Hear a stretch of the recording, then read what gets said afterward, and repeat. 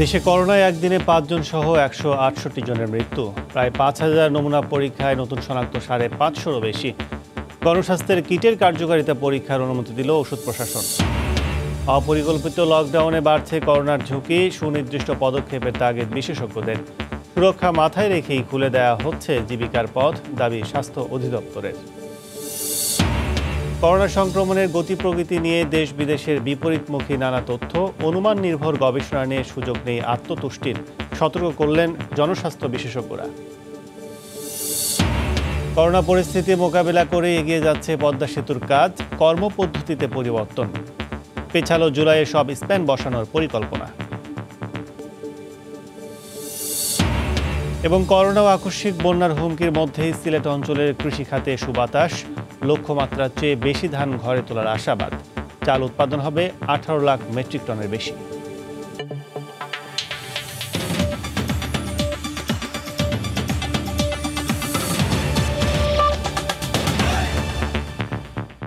বাংলা সময়ের সঙ্গে আছে আমি কাজল আব্দুল্লাহ। দেশে করোনায় একদিনে আরও ৫ জন মারা গেছেন। এ নিয়ে মৃতের সংখ্যা বেড়ে দাঁড়িয়েছে ১৬৮ জনে। গতকাল স্বাস্থ্য অধিদপ্তরের নিয়মিত বুলেটিনে জানানো হয়, প্রায় ৫,০০০ নমুনা পরীক্ষায় নতুন করে ৫৬৪ জনের দেহে ভাইরাস শনাক্ত হয়েছে। শর্ত পূরণ করে বেসরকারি হাসপাতালগুলো করোনা পরীক্ষার অনুমোদন চাইলে তাদের অনুমোদন দেয়া হবে বলেও জানানো হয়। দুঃসহ মাস এপ্রিল পার করল বাংলাদেশ। মে মাসে দেশের করোনা পরিস্থিতি কোন দিকে যাবে তা নিয়ে চলছে বিশ্লেষণ। বৃহস্পতিবার দেশের ২৯টি কেন্দ্র থেকে আসা নমুনা পরীক্ষার ফলাফল বিষয়ে স্বাস্থ্য অধিদপ্তর জানায়, সবশেষ ২৪ ঘন্টায় ৪,৯৬৫ নমুনা পরীক্ষা করে ৫৬৪ জনের করোনা শনাক্ত হয়েছে। এদিন মৃত্যুর তালিকায় যোগ হয়েছে ৩ পুরুষ ও ২ নারী। এ নিয়ে মোট মৃত্যুর সংখ্যা দাঁড়ালো ১৬৮ জনে। ব্রিফিংয়ে জানানো হয়, বেসরকারি হাসপাতালগুলো নমুনা পরীক্ষা করতে চাইলে শর্ত পূরণ করে আবেদন করলেই অনুমোদন দেওয়া হবে।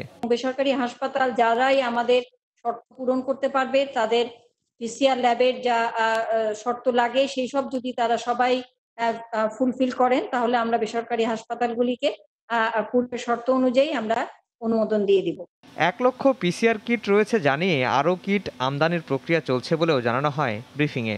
আমাদের হাতে বর্তমানে ১ লক্ষর বেশি কিট আছে এবং আমরা এটা প্রতিনিয়তই আমাদের যে যারা পরীক্ষা করে থাকেন সেই ল্যাবগুলিতে আমরা এই কিট সরবরাহ করে যাচ্ছি। সব দেশেই এই পিসিআর কিটের সংকট আছে, কাজেই কেউই একসঙ্গে অনেক বেশি কিট দিতে চায় না। আমরা আমাদের সাধ্যমতো এই কিট প্রকিউরমেন্টের মধ্যে বা ক্রয় করার প্রক্রিয়ার মধ্যে জড়িত আছি।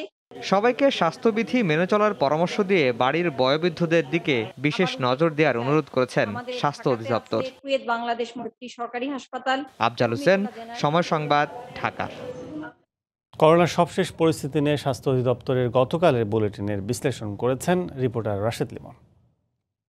করোনাকালের ৫৪তম দিনে এসে বাংলাদেশে কিন্তু আমরা দেখতে পাচ্ছি যে এ পর্যন্ত ৭,৬৬৭ জন যে করোনায় শনাক্ত হিসেবে চিহ্নিত করেছে স্বাস্থ্য অধিদপ্তর, এবং গত ২৪ ঘন্টায় এই সংখ্যাটা কিন্তু ৫৬৪ জন। এবং আমরা যদি একটু দেখি যে গত ৭ দিন ধরেই কিন্তু এই সংখ্যাটা যেমন বাড়ছে, এবং সেই সংখ্যায় এসে মোট সংখ্যা যেটি বলছিলাম যে ৭,৬৬৭টি এসে পৌঁছেছে। ৪,৯৬৫টি নমুনা পরীক্ষা করা হয়েছে এবং সেই নমুনা পরীক্ষার ফলে শনাক্ত হয়েছে ৫৬৪ জন। মোট আক্রান্তের সংখ্যা কিন্তু এখন গিয়ে দাঁড়িয়েছে ৭,৬৬৭ জন। নতুন করে যে মৃত্যুর সংখ্যা ৫ জন, এবং মোট মৃত্যুর সংখ্যা গিয়ে দাঁড়িয়েছে কিন্তু ১৬৮তে, এবং সুস্থ হয়ে বাড়ি ফিরেছেন ১০ জন। এরপরে যদি আমরা দেখি যে আক্রান্তের বয়স ভিত্তিক বিভাজন ৬৮% পুরুষ এবং ৩২% নারী, এবং এর মধ্যে যদি আমরা দেখি ২১ থেকে ৩০ বছরের রয়েছে, তাদের মধ্যে কিন্তু সর্বোচ্চ ২৬% এই করোনায় আক্রান্ত হয়েছেন, এবং ৩১ থেকে ৪০ বছরের মধ্যে রয়েছেন ২৪%, এবং ৪১ থেকে ৫০ বছরের মধ্যে ১৮%। বহির্বিশ্বের যে অন্যান্য দেশগুলো আছে তার সঙ্গে যদি একটু তুলনা করি বাংলাদেশের, যেমন বাংলাদেশে ৭,৬৬৭ এবং মৃত ১৬৮, কিন্তু ঠিক এই সময়টাতে অর্থাৎ ৫৪তম দিনে এসে যুক্তরাষ্ট্রে কিন্তু এই সংখ্যা ছিল ২,১৮৩ এবং মৃতের সংখ্যা ছিল ৪৮।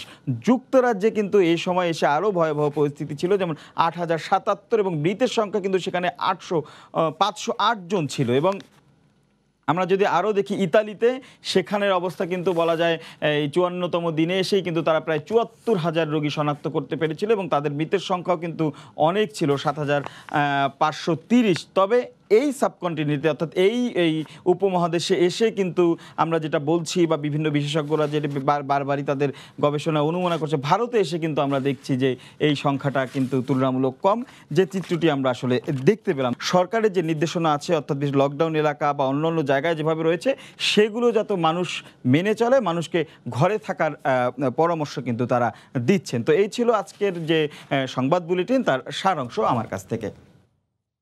করোনাকালের অর্ধশত দিন পেরিয়ে অপরিকল্পিত লকডাউন বাংলাদেশকে ঝুঁকিতে ফেলছে বলে মনে করেন বিশেষজ্ঞরা। তারা বলছেন হঠাৎ করেই শিথিলতা ডেকে আনতে পারে বড় বিপদ। তাই দরকার সুনির্দিষ্ট পরিকল্পনা, আর তা বাস্তবায়ন করতে হবে স্বাস্থ্য অধিদপ্তরের অধীনেই। তবে এমন সিদ্ধান্ত আত্মঘাতী নয়, বরং সুরক্ষা মাথায় রেখে জীবিকার পথ খুলে দেয়া বলছে স্বাস্থ্য অধিদপ্তর। রাশেদ লিমনের রিপোর্ট।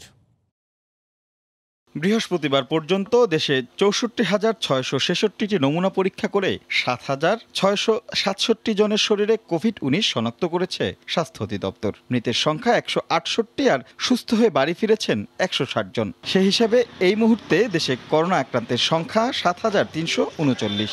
যদিও এই সংখ্যা কেবল শনাক্তকৃত রোগীর। এদিকে লকডাউনের ১ মাস পেরিয়ে সীমিত পরিসরে পোশাক কারখানা খুলে দেয়া আর দোকানপাট শিথিলতার পাশাপাশি ঘোষণা এসেছে স্বল্প পরিসরে বিমান ও রেল চলাচলের। এরই প্রেক্ষিতে গত কয়েকদিনে রাস্তায় বেড়েছে সাধারণ মানুষের আনাগোনা। হঠাৎ করেই এমন সিদ্ধান্ত স্বাগত জানাতে পারছেন না বিশেষজ্ঞরা। বর্তমানে আমাদের বাংলাদেশে যে সংক্রমণের ধারাটা, তাতে খুব ভালো হয় লকডাউনটা আরো কিছুদিন কন্টিনিউ করলে ট্রেসিং, টেস্টিং এবং ট্রিটমেন্ট এটাকে জোরদার করা দরকার। আমাদের যদি লকডাউন এইভাবে অপরিকল্পিতভাবে প্রত্যাহার করার ফলে রোগী অনেক বেড়ে যায়, তাহলে আমাদের স্বাস্থ্য ব্যবস্থা কিন্তু অনেক ঝুঁকির মধ্যে পড়ে যাবে। তারা বলছেন জীবন আর জীবিকার এই টানাপোড়েনে সিদ্ধান্ত নিতে হবে আরও সতর্কভাবে, আর এমন সিদ্ধান্ত যেন আত্মঘাতী না হয় সেদিকেও খেয়াল রাখতে হবে। কারখানা মালিকদের দায়বদ্ধতা থাকতে হবে। স্বাস্থ্য বিভাগের নেতৃত্বে অন্য সব সংশ্লিষ্ট বিভাগগুলোর সমন্বয়ে এই সিদ্ধান্ত নিয়ে এগিয়ে গেলে মনে হয় সেটাই আমাদের বাংলাদেশের জন্য শেষে উপকারী হবে। তবে বিষয়টি ভিন্নভাবে দেখছে স্বাস্থ্য মন্ত্রণালয়। ঝুঁকির কথা মাথায় রেখেই অর্থনৈতিক দিকটাকে গুরুত্ব দিচ্ছেন তারা। আসল বিষয়টাকে আত্মঘাতী বলা যাবে না। যদি আমরা শুধু স্বাস্থ্যগত দিক থেকে দেখি তাহলে বলতে পারি যে না, এটা খোলবার দরকার নাই, কিন্তু সরকারকে সার্বিক বিষয় দেখতে হয়। জীবন তো বহমান চলমান, মানুষের জীবন জীবিকা এগুলো খুবই গুরুত্বপূর্ণ, মানুষকে খেতে হবে তো। আর স্বাস্থ্যবিধি না মানার বিষয়টি স্থানীয় প্রশাসন নিশ্চিত করবে বলেও জানিয়েছে স্বাস্থ্য বিভাগ। রাশেদ লিমন, সময় সংবাদ, ঢাকা। করোনা সংক্রমণের এ পর্যায়ে এসে স্বাস্থ্য অধিদপ্তরের আশঙ্কা আগামী মাসে আক্রান্তের সংখ্যা পৌঁছাতে পারে ৫০,০০০-এ আর মৃতের সংখ্যা উঠবে ১,০০০-এ। অন্যদিকে সিঙ্গাপুরের একটি বিশ্ববিদ্যালয় কিছুটা আশা জাগানিয়া তথ্য জাগিয়ে বলছেন ১৯ মের মধ্যে ৯৭% এবং ৩০ মের মধ্যে দেশে ৯৯% বিলীন হবে করোনা।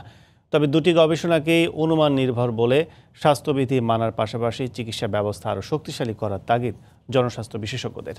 রাশেদ বাপ্পের রিপোর্ট। দেশে প্রথম কারো দেহে করোনা ভাইরাস শনাক্তের পর প্রায় ২ মাসে আক্রান্তের সংখ্যা ছাড়িয়েছে ৭,০০০। প্রতিদিনই যখন বেড়েই চলেছে এই সংখ্যা, ঠিক তখন অনেকটা আশার খবর শোনাচ্ছে সিঙ্গাপুরের একটি বিশ্ববিদ্যালয়। দেশটির ইউনিভার্সিটি অফ টেকনোলজি অ্যান্ড ডিজাইনের এক গবেষণা বলছে বাংলাদেশে ভাইরাসটি ১৯ মের মধ্যে ৯৭% এবং ৩০ মের মধ্যে ৯৯% বিলীন হয়ে যাবে। ডেটা ড্রিভেন প্রেডিকশন করে বিশ্বের ১৩১টি দেশের করোনা পরিস্থিতি নিয়ে ভবিষ্যৎবাণী করেছে প্রতিষ্ঠানটি। তবে আশার পাশাপাশি শঙ্কার তথ্য দিচ্ছে দেশের স্বাস্থ্য বিভাগ। ৮টি বিভাগের তথ্য পর্যবেক্ষণ করে গবেষকরা বলছেন মে মাসেই আক্রান্তের সংখ্যা পৌঁছাতে পারে অর্ধলক্ষে, অর্থাৎ ১ মাসেই বাড়তে পারে অন্তত ৪০,০০০-এরও বেশি কোভিড রোগী, আর মৃতের সংখ্যা হতে পারে ৮০০ থেকে ১,০০০। তারা যে প্রজেকশনটা করেছেন এটা আমাদের কাজে লাগবে ইন দ্য সেন্স যে আমাদের প্রস্তুতিতে কোনো ঘাটতি আছে কিনা বা আরও অধিকতর প্রস্তুতি নিতে হবে কিনা, সেই জন্য কাজে লাগবে। তবে তারা প্রজেকশন করেছেন, তার মানে এই নয় যে ওটাই ঘটবে। হতে পারে যে 50,000 যদি তারা ধারণা করেন 40,000 হতে পারে, 30,000 হতে পারে। স্বাস্থ্যবিধি মেনে ধীরে ধীরে স্বাভাবিক জীবনযাত্রায় ফেরার পাশাপাশি আক্রান্তদের সেবা দিতে সব প্রস্তুতি রয়েছে বলেও আশ্বাস তার। যখন কোভিড ছিল না তখনও আমাদের দেশে প্রায় গড়পড়তায় 2,500 মানুষ প্রতিদিন নানা কারণে বিভিন্ন অসুখ বিসুখে বার্ধক্য বিভিন্ন কারণে মারা যায়। তো কোভিডের কারণে অতিরিক্ত যেন মারা না যেতে পারে সেইটাই হচ্ছে আমাদের লক্ষ্য এবং তাদের সকল ধরনের স্বাস্থ্যসেবা যেন নিশ্চিত করা যায়। তবে দুটি গবেষণাকেই অনুমান নির্ভর আখ্যা দিয়ে জনস্বাস্থ্য বিশেষজ্ঞরা বলছেন বিদেশি গবেষণায় সুযোগ নেই আত্মতুষ্টির। রোগ প্রতিরোধ ক্ষমতা অর্থাৎ হার্ড ইমিউনিটি যদি না হয় তাহলে ভ্যাকসিন আসার আগ পর্যন্ত এটা কিভাবে চলে যাবে? এই মডেলিং এর উপরে সাংঘাতিকভাবে নির্ভরশীল হয়ে আমাদের দেশ থেকে জুলাই মাসের মধ্যে কোভিড চলে যাবে এটা মনে করার কোনো কারণ আমি দেখি না। এইসব তথ্য খুব বেশি আমলে দিলে জনসাধারণ বিভ্রান্তির মধ্যে পড়া যাবে। শারীরিক বিচ্ছিন্নতাকরণ করার কথা এবং অন্যান্য যে স্বাস্থ্যবিধি অনুসরণ করার কথা এগুলিকে কিন্তু একেবারে 100% সুনিশ্চিতভাবে এনফোর্সমেন্ট করতে হবে। বিশ্বে করোনা আক্রান্ত ছাড়িয়েছে 30 লাখ, মৃতের সংখ্যা 2 লাখেরও বেশি। রাশেদ বাপ্পি, সময় সংবাদ, ঢাকা। বাংলা সময় আরও থাকছে। ভিন্ন প্রেক্ষাপটে পালিত হচ্ছে মহান মে দিবস। করোনা পরিস্থিতিতে নেই কোনো কর্মসূচি। 134 বছরেও পরিবর্তন হয়নি শ্রমিকের জীবনমান।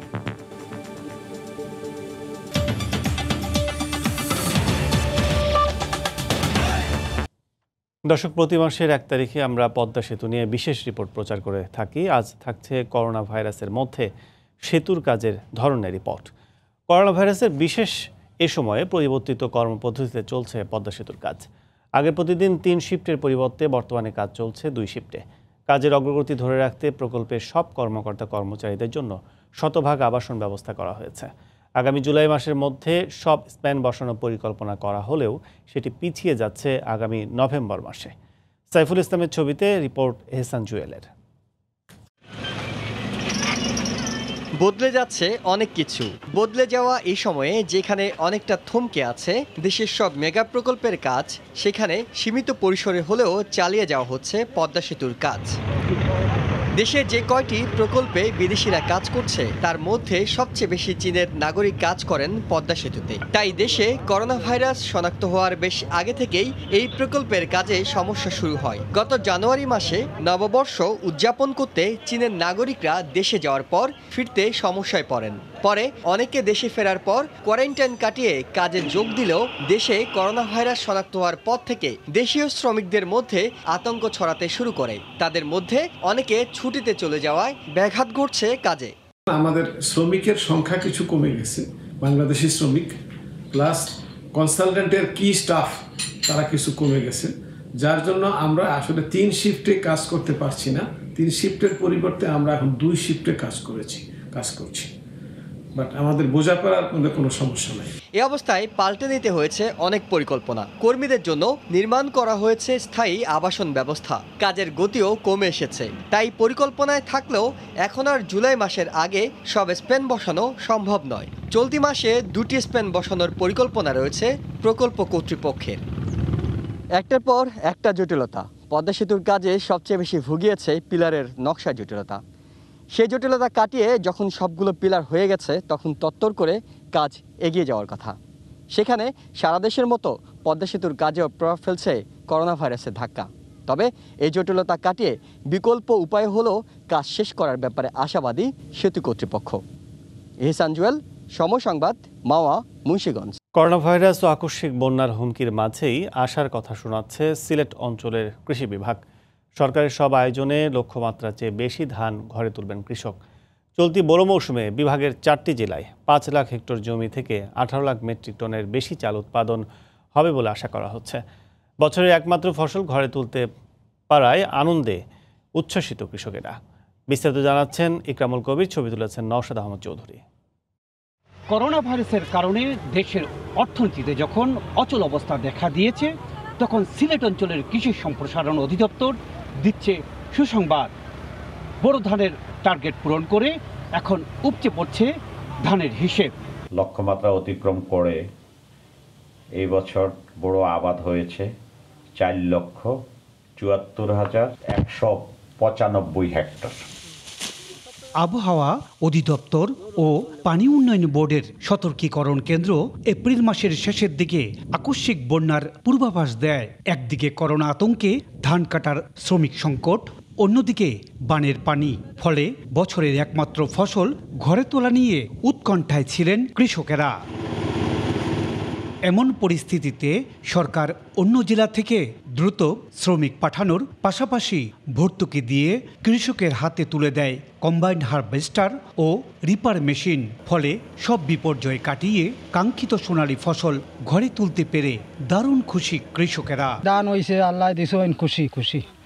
এটা বহুত পালা দান হয়েছে, বহুত পালা দান হয়েছে। একটু খরায় আমরা একটু মারছিল, আমরা অনেক কষ্ট করে মেশিন দিয়ে ক্ষেত করিয়া আমরা বর্তমানে দান হয়েছে আলহামদুলিল্লাহ। আর জেলা প্রশাসন জানায় ধান সহ কৃষিজাতের পণ্য পরিবহন সম্পূর্ণ লকডাউনের আওতামুক্ত।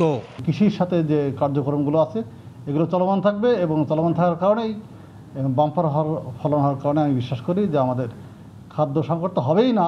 সিলেট কৃষি বিশ্ববিদ্যালয়ের এক গবেষণা রিপোর্টে বলা হয়েছে, জানুয়ারি মাসের প্রথম সপ্তাহে স্বল্পমেয়াদী ধান, বিনা ধান 14, 10, 18 বা বিরি ধান 28, 58, 81 রোপণ করতে পারলে সহজেই আকস্মিক বন্যায় ফসলহানি এড়ানো সম্ভব। ইকরামুল কবির, সময় সংবাদ, সিলেট। নেত্রকোনা জেলায় এবছর কৃষকদের কাছ থেকে 15,680 মেট্রিক টন ধান এবং মিলারদের কাছ থেকে 36,524 মেট্রিক টন চাল কিনবে সরকার। কৃষি বিভাগের তালিকা তৈরির পরই আগামী 2-3 দিনের মধ্যে ধান চাল কেনা শুরু করা হবে বলে জানান জেলার খাদ্য নিয়ন্ত্রক। কৃষি বিভাগের তথ্য অনুযায়ী জেলায় এবছর ধান আবাদ হয়েছে 1,86,500 হেক্টর জমিতে, যা থেকে 11 লাখ ধান উৎপাদন হবে বলে আশা করা হচ্ছে। হাওড় অঞ্চলের প্রায় 41,000 হেক্টর জমির মধ্যে 30 এপ্রিল পর্যন্ত ফসল কাটা হয়েছে 35,000 হেক্টরের। ধান আমরা বরাবরের মতো সরাসরি কৃষকদের কাছ থেকে তালিকা করে তারপর আমরা কি ক্রয় করব, আর চাউল মিলারদের সঙ্গে চুক্তিবদ্ধ হয়ে চাউল সংগ্রহ করা হবে। বাংলা সময় আরও থাকছে। শুধু ঘোষণার মধ্যে সীমাবদ্ধ বরগুনার লকডাউন বাস্তবায়নে মাঠে নেই প্রশাসন। খুলতে শুরু করেছে সব ধরনের ব্যবসা প্রতিষ্ঠান, বাড়ছে স্বাস্থ্য ঝুঁকি।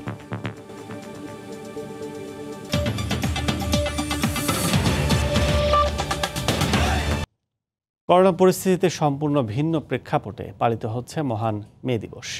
মুনাফার মজুরির বিরোধে সংখ্যাগরিষ্ঠ হয়েও এখনও দুর্বল ও শোষিত শ্রমিক শ্রেণী। জীবনমানের আধুনিকায়ন তো দূরের কথা, নিয়মিত বেতন ভাতা আদায়ও রাজপথে নামতে হয় শ্রমিককে। আন্তর্জাতিক শ্রমিক দিবসের 134 বছরে বিশ্বজুড়ে কেমন আছেন শ্রমজীবীরা, জানাচ্ছেন Jubayer Faisal. Adidas, Nike, Puma কিংবা H&M আন্তর্জাতিক এসব ব্র্যান্ডের পণ্য তৈরি হয় ভিয়েতনাম, তাইওয়ান ও বাংলাদেশের মতো দেশগুলোতে, আর চড়া দামে বিকোয় পশ্চিমা দেশগুলোতে। 1886 সালে রক্ত আর ঐক্যের শক্তিতে শ্রমিকের দাবি বিশ্বজুড়েই গ্রহণযোগ্যতা পেয়েছিল। তারপর পেরিয়েছে বহু বছর। শ্রমের মর্যাদা আর যুক্তিসঙ্গত কর্মঘণ্টা নির্ধারণের পর কেমন আছেন ইউরোপ যুক্তরাষ্ট্রের শ্রমজীবীরা? বছরে আমরা 1 মাসের ছুটি পাই এবং দেখা যায় স্যালারিটাও আমরা মাসের শেষ হওয়ার অনেক পূর্বে পেয়ে যাই। আমার যারা সহকর্মী তারা বেশিরভাগই সাদা বর্ণের।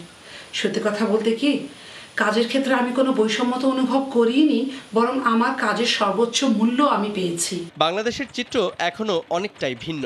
এখানে প্রায় 70% শ্রমিক দৈনিক 10 ঘন্টার বেশি কাজ করেন। কম মজুরির কারণে 95% পোশাক শ্রমিক করতে চান ওভারটাইম। সংখ্যা বাড়লেও মাতৃত্ব আর সংসারের দ্বিগুণ চাপ নিয়েই কাজ করতে হচ্ছে নারী শ্রমিকদের। এরপরও সময় মতো বেতন ভাতা দেয় না প্রায় 50% শিল্প কারখানায়। 2 বছর আঙ্গ পরিবর্তন হয় না, যে পরিমাণ শ্রম দেয় সেই পরিমাণ তো টাকা ইনকাম করতে পারি না। আমরা একেবারেই উল্টো পথে হাঁটছি। যে শ্রমিক শোষণ থেকে মে দিবসের উৎপত্তি, সেই শ্রমিক শোষণ আজও শতগুণে বেড়েছে বলে আমরা মনে করি। শ্রম অর্থনীতি বলছে উৎপাদনশীল খাতের সীমাবদ্ধতায় পণ্যের যৌক্তিক মূল্য নির্ধারণের আলোচনায় এখনো পিছিয়ে বাংলাদেশ।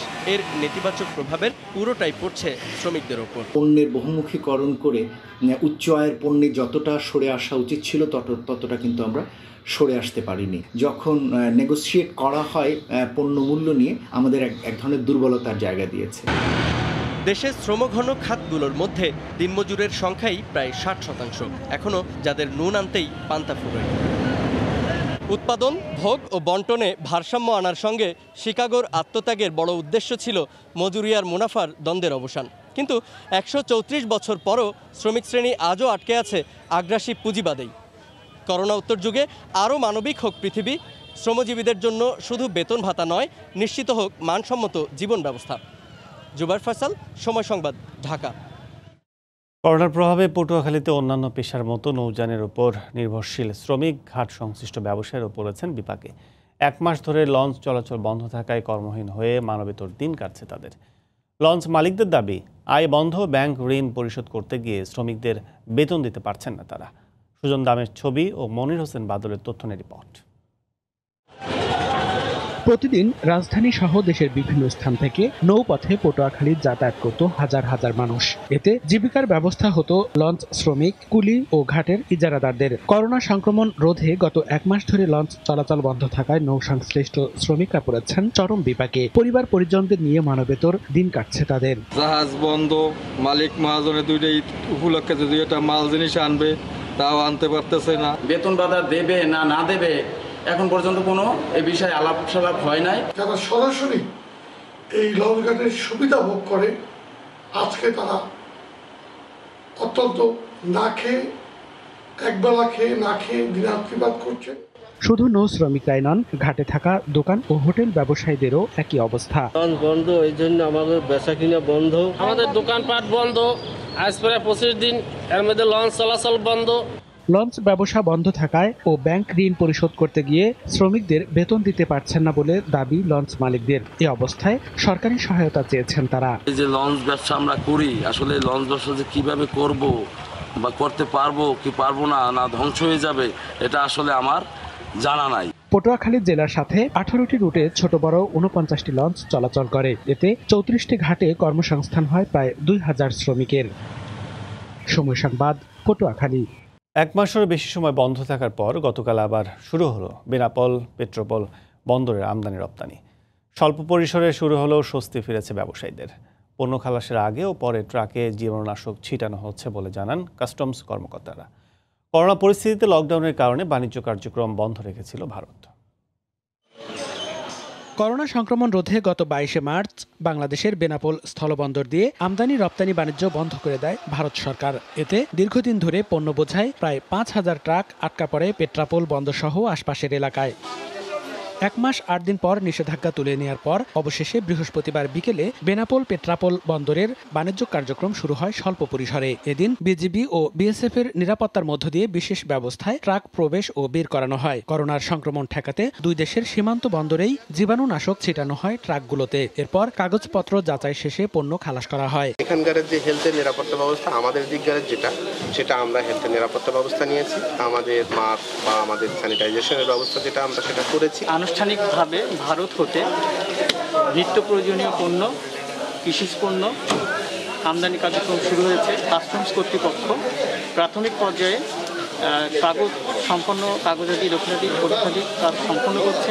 দীর্ঘদিন পর স্বল্প পরিসরে শুরু হলেও ধীরে ধীরে আমদানি রপ্তানি স্বাভাবিক হবে বলে আশা সংশ্লিষ্টদের। আর পণ্য খালাস শুরু হওয়ায় স্বস্তি ফিরেছে ব্যবসায়ীদের মাঝে। অনেক পণ্য আটকে ছিল, আজকে 1 মাস 4 দিন পরে খালাস দেওয়ার কারণে কিছুটা হলো আমদানিকারকরা উপকৃত হবে। প্রতি বছর বেনাপোল স্থলবন্দর দিয়ে প্রায় 60,000 কোটি টাকার পণ্য ভারত থেকে আমদানি হয়। এতে প্রায় 5,000 কোটি টাকা রাজস্ব পায় বাংলাদেশ সরকার। সময় সংবাদ, বেনাপোল। শুধু ঘোষণার মধ্যে সীমাবদ্ধ বরগুনার লকডাউন বাস্তবায়নে সঠিকভাবে মাঠে নেই প্রশাসন। তাই লকডাউন তোয়াক্কা না করেই খুলতে শুরু করেছে সব ধরনের ব্যবসা প্রতিষ্ঠান। বাজার জুড়ে জনসমাগম, ব্যবসায়ীদের রয়েছে নানা অজুহাত। স্বাস্থ্য বিভাগ বলছে এটি জেলার জন্য হুমকি। বিস্তারিত জানাচ্ছেন এম এ আজিম, ক্যামেরায় ছিলেন রিপন মালি। সকাল থেকেই বরগুনা শহরের অলিতে গলিতে মানুষের এঢল। বাজারে নিত্য প্রয়োজনীয় সামগ্রীর দোকানের সাথে খুলে রেখেছে জুতা, গার্মেন্টস সহ চায়ের দোকান পর্যন্ত। সময় সংবাদের ক্যামেরা দেখে কিছু এলাকায় হিড়িক পড়ে যায় দোকান বন্ধের। প্রশাসনের নজরদারি না থাকা ও পেটের তাগিদে অনেকে দোকান খুলেছে বলে দাবি করছেন। আবার কারো কারো রয়েছে নানা অজুহাত।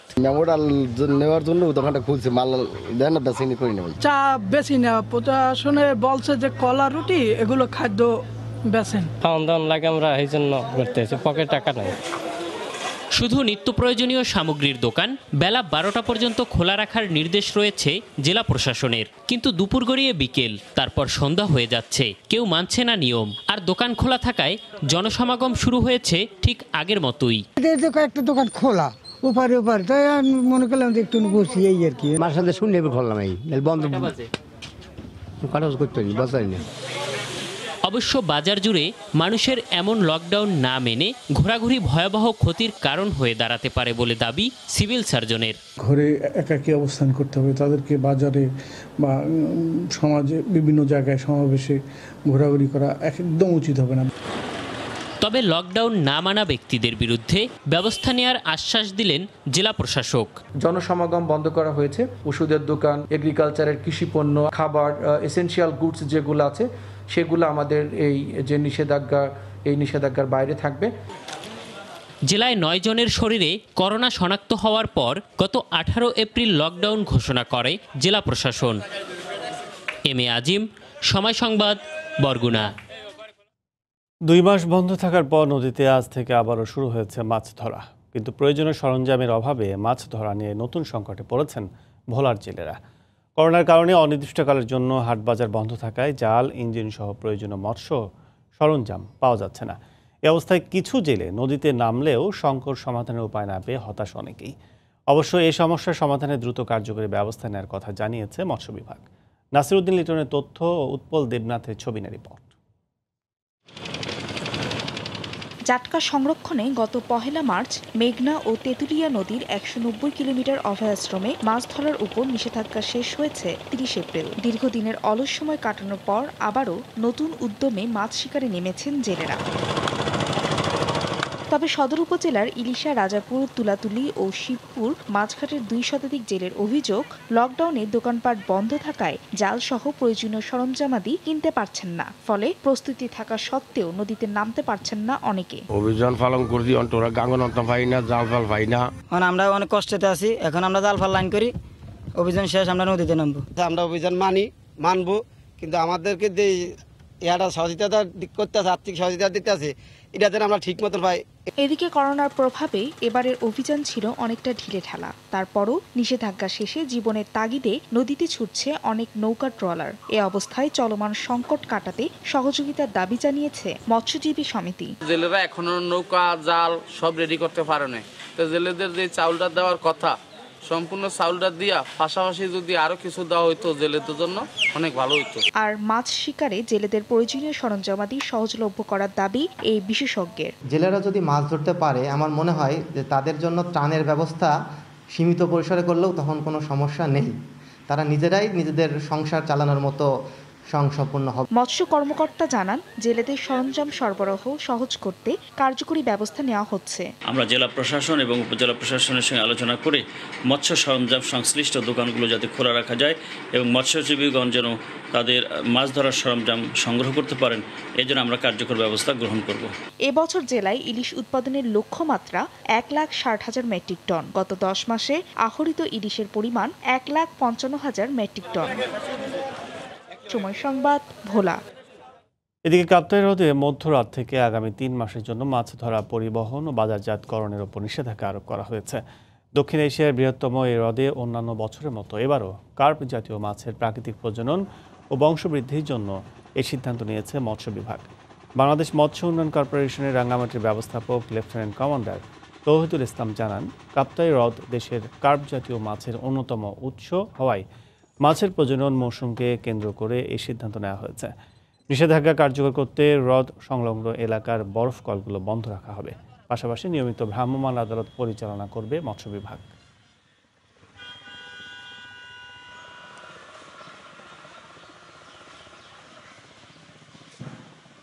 পয়লা মে থেকে পরবর্তী 3 মাসের জন্য, মানে হচ্ছে 31 মে পর্যন্ত বন্ধ থাকবে ইনশাল্লাহ। এটা হচ্ছে গিয়ে প্রজনন মৌসুমকে ফ্যাসিলিটেট করার জন্য। আপনারা জানেন মাছ এই সময় ডিম পারে নতুন বৃষ্টি হওয়ার পরে, তো সেই জন্য যেন মাছগুলি যেন মাছগুলি ডিম পারতে পারে এবং ছোট বাচ্চাগুলি যেন বড় হতে পারে, সেটাকে ফ্যাসিলিটেট করার জন্যই কিন্তু এই বন্ধটা প্ল্যান করা হয়েছে। করোনায় লকডাউন থাকায় দীর্ঘদিন ধরে কাজে যেতে না পারায় অসহায় দিন পার করছেন অসংখ্য মানুষ। তাদের দুর্দিনে সহায়তার হাত বাড়িয়েছেন সেনাবাহিনী সহ বিভিন্ন সরকারি বেসরকারি প্রতিষ্ঠান। এছাড়া কেউ কেউ ব্যক্তি উদ্যোগেও ত্রাণ সহায়তা দিচ্ছেন। জেলা প্রতিনিধিদের পাঠানো তথ্য, ছবি না রিপোর্ট।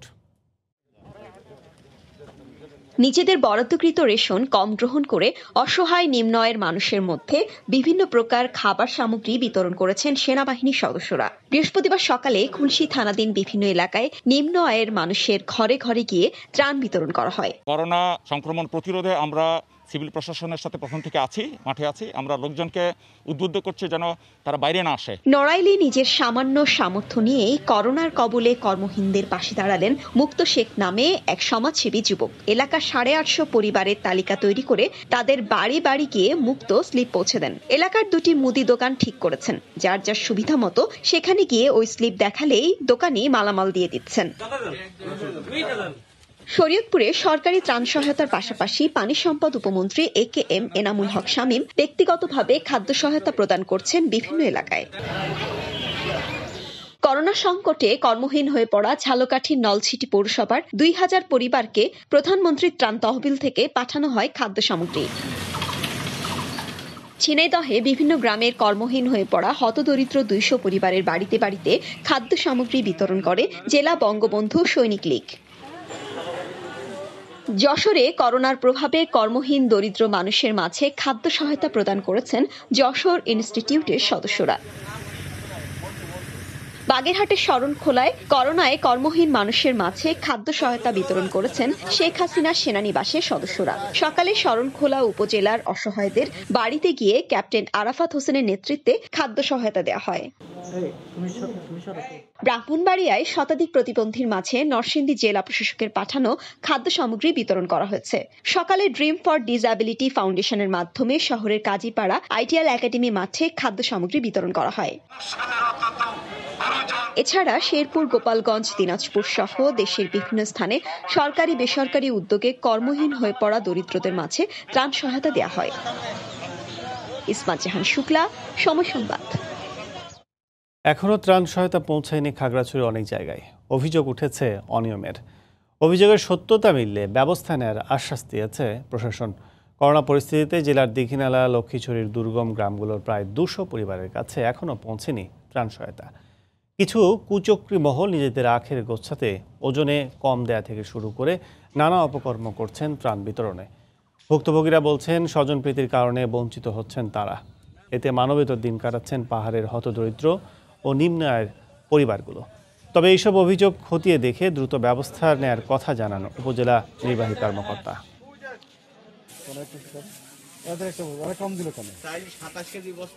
এখানে প্রায় 200 পরিবার আছে, দুর্গম এলাকা। এখান থেকে এখনো সরকারের ত্রাণ পৌঁছায় নাই। এখান থেকে নাম দিয়েছে, নাম দেওয়ার পরে ছেলে ফাটাই দিছি, দেওয়ার পর নাম দিয়েছে, নাম কাটিয়ে দিছে।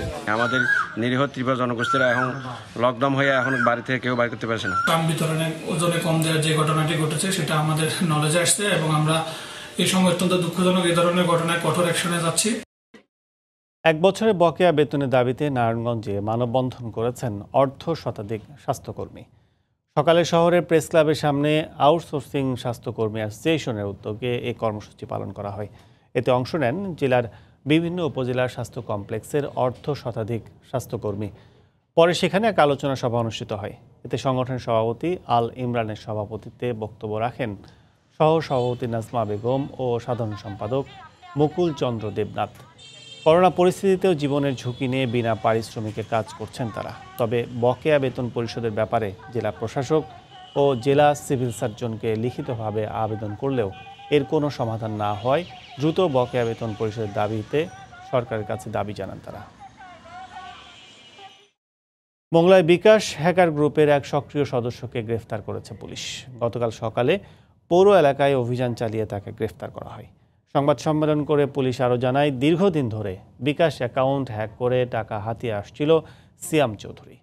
সম্প্রতি মংলায় 20 থেকে 25 জনের বিকাশে সরকারের দেয়া মাতৃত্বকালীন ভাতার টাকা প্রতারণা করে হাতিয়ে নেয় সে। এই ঘটনায় সদর থানায় একটি সাধারণ ডায়েরি করেন ভুক্তভোগীরা। এরপর থেকেই অপরাধীকে ধরতে মাঠে নামে পুলিশ। এক পর্যায়ে তথ্যের ভিত্তিতে শামসুর রহমান সড়কে নিজ বাসা থেকে গ্রেফতার করা হয় সিয়ামকে। জব্দ করা হয় প্রতারণার কাজে ব্যবহৃত মোবাইল সহ অন্যান্য সরঞ্জামাদি। বগুড়ায় শত্রুতার জেরে 3টি পুকুরের প্রায় 10 লাখ টাকার মাছ বিষ দিয়ে মারার অভিযোগ উঠেছে। দীর্ঘদিন ধরে সদরের দক্ষিণ ধাওয়াপাড়া এলাকায় মাছ চাষে লাভবান হয়েছেন আরিফুল ইসলাম।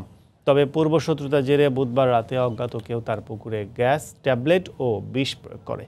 এতে আরিফুল ইসলামের পুকুরের রুই, কাতলা সহ বিভিন্ন জাতের মাছ মারা যায়। ওই ঘটনায় বগুড়া সদর থানায় একটি মামলা হয়েছে।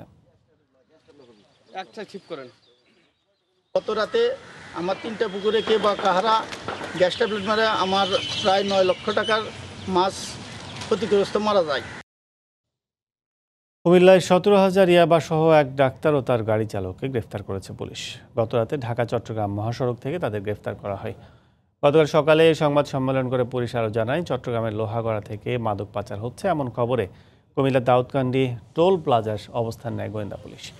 এই সময় সন্দেহভাজন একটি প্রাইভেট কারকে থামিয়ে তল্লাশি চালিয়ে 17,000 ইয়াবা উদ্ধার করা হয়। গ্রেফতার করা হয় গাড়ি চালক এবং মালিককে। আটক ব্যক্তি ঢাকার উত্তর আধুনিক মেডিকেল হাসপাতাল কলেজে কর্মরত আছেন বলে জানিয়েছে পুলিশ। গাড়িটি চেক করা হয় এবং এই দুইজনের পায়ের নিচে 2টা ব্যাগ পাওয়া যায়, পাদানির নিচে 2টা ব্যাগ পাওয়া যায়। সেই ডাক্তারের পাদানির নিচে ব্যাগে 10,000 ইয়াবা ছিল এবং ড্রাইভারের পায়ের নিচে 7,000 ইয়াবা ছিল। 17,000 ইয়াবা দুজনের কাছ থেকে সংগ্রহ করা হয় এবং দুজন আমাদের হাতে গ্রেপ্তার আছে। মামলা হবে তাদের দুজনের নামে। এদিকে কাতারে প্রাণঘাতী করোনা ভাইরাসের কারণে চাকরি হারিয়ে কর্মহীন হয়ে পড়েছেন প্রবাসী বাংলাদেশিরা। আতঙ্ক আর অনিশ্চয়তায় দিন পার করছেন তারা। তবে কাজ হারানো শ্রমিকদের পাশে দাঁড়িয়েছে কাতারে বেশ কিছু বাংলাদেশি রাজনৈতিক ও সামাজিক সংগঠন। মধ্যপ্রাচ্যের এই দেশটিতে করোনায় 4 বাংলাদেশি সহ মারা গেছেন 10 জন। আক্রান্ত হয়েছেন 14,000-এর বেশি মানুষ।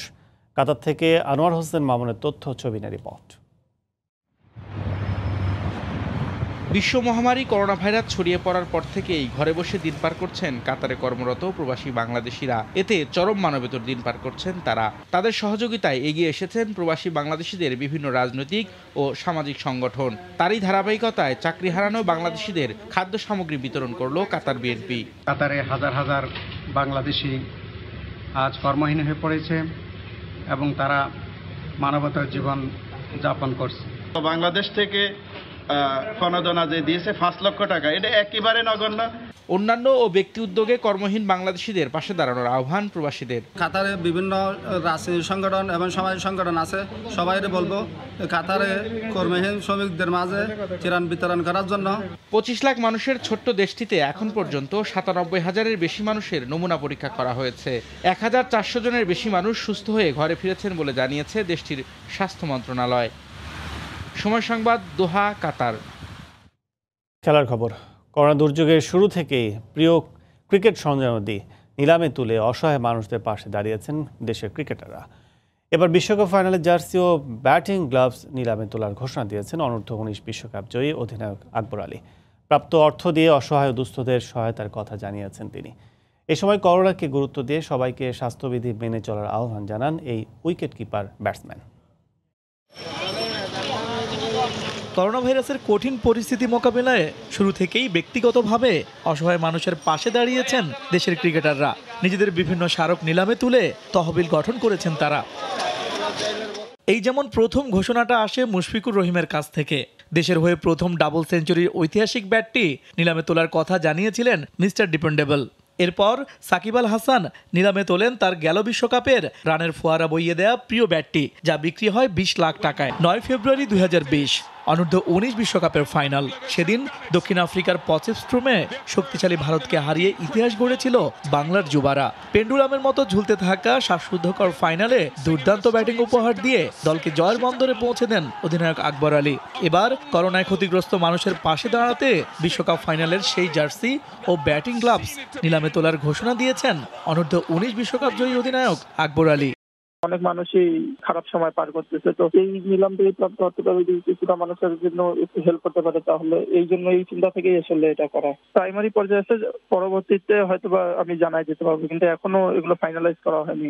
যতই দিন যাচ্ছে বিশ্বব্যাপী করোনার প্রকোপ যেন বেড়েই চলেছে। বাংলাদেশেও প্রাণঘাতী ভাইরাসের প্রাদুর্ভাব দৃশ্যমান। তাই করোনাকে গুরুত্ব দিয়ে সবাইকে স্বাস্থ্যবিধি মেনে চলার আহ্বান জানান এই উইকেট কিপার ব্যাটসম্যান। সবারই সচেতন থাকা দরকার। না এখনো এটার কোনো ঔষধ কিংবা ভ্যাকসিন তো বের হয়নি, তো আমার মনে হয় যে এটা ইম্পর্টেন্ট যে এখন আপনি যেগুলো স্বাস্থ্যবিধি রয়েছে সেগুলো মেনে চলবেন। চলমান কঠিন পরিস্থিতিতে ব্যাট বল হাতে নেওয়ার সুযোগ নেই, তাই ঘরে বসেই ফিটনেসের উপর গুরুত্ব দিয়েছেন আকবর। ফ্রি হ্যান্ড কিংবা ব্যান্ড দিয়ে সেগুলো করার চেষ্টা করতেছি। তো ব্যাট বল হাতে নেওয়ার সুযোগ নেই, বাট আপনার যেগুলো ফিটনেসের কাজ বাসা থেকে করা যায় সেগুলো করছি। করোনার ক্রান্তি কাটিয়ে আবারও মাঠে ফিরবে ক্রিকেট, এমনটাই প্রত্যাশা আকবর আলীর। শেখ দীপু, সময় সংবাদ, ঢাকা। বাংলার সময় শীর্ষ সংবাদ জানিয়ে দিচ্ছি আরেকবার। দেশে করোনায় একদিনে 5 জন সহ 168 জনের মৃত্যু, প্রায় 5000 নমুনা পরীক্ষায় নতুন শনাক্ত 550 বেশি। গণস্বাস্থ্যের কিটের কার্যকারিতা পরীক্ষার অনুমতি দিল ওষুধ প্রশাসন।